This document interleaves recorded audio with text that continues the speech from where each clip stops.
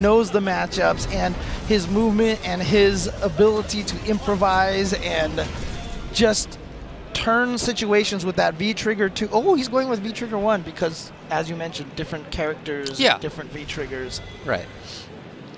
Yeah, I feel like Ibuki can fight that all right. She has some options to get around fireballs. She has her own kunai projectiles. Right. She's got her own V-trigger that moves around. Right? Yeah, so V-trigger 1 I think makes some sense.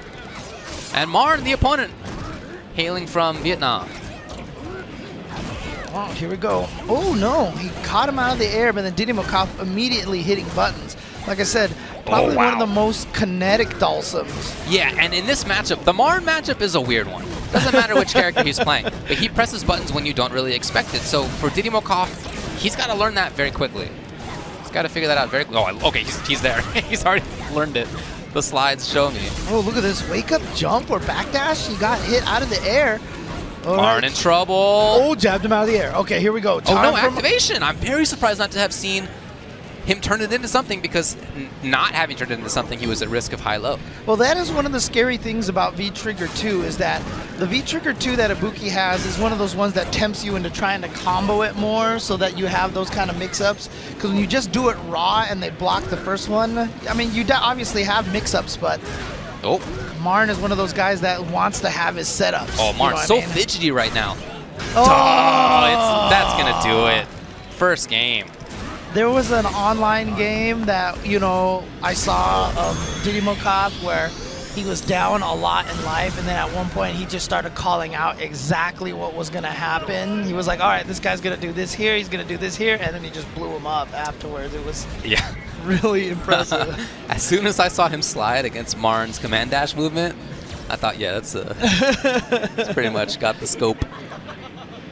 So we got to see some big changes. Expression on his face, man. He is in some serious mode right now.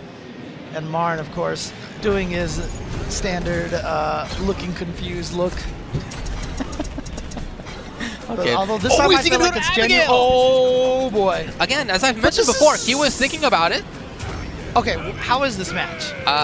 Evenish maybe, right. maybe like a slight advantage for Dhalsim, but nothing major. Right, exactly. Okay, so I'm not sure why he would decide to go with this because I feel like, I mean, what do you think of the Dhalsim Ibuki matchup? I think it's better for Ibuki. Right, yeah. So in terms of character matchups, I think that sticking with Ibuki may have made more sense. But in terms of playing how Marn would like to play, that is to say, do stuff, I do think that that is kind of easier to set up as Abigail, but you got to spend a lot of the time first being on the other side of the screen. You have ways in. You know, you got giant flip, you got command run, just like this.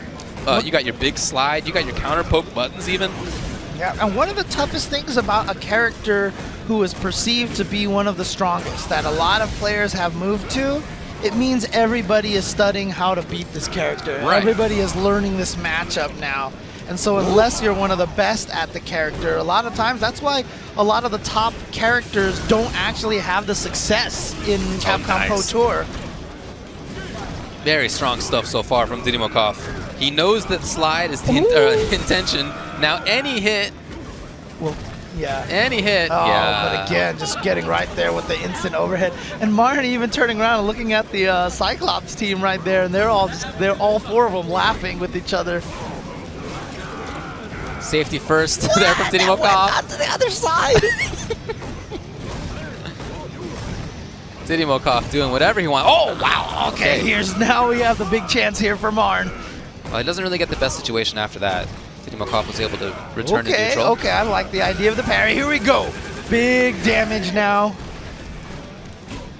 Nice. And now Didimokof gets the pressure, which you can definitely do against Abigail, especially without Sugar ready. Okay, yep. EX into side switch maybe? Where's he going? Oh, but Marn went for the regular throw. Interesting, and even put himself back in the corner. And Didimokof wakes up with a slide. Oh, God. And he's going to be able to take it right there with the side switch. That is a dunk. Didimokof's like, get that Abigail out of here. Get that Marn out of here. You see him running out? Look at him. Barely see him on the right side of your screen anymore. Oh, man. Look, Marn's a very strong player, but I do think that he got in his own head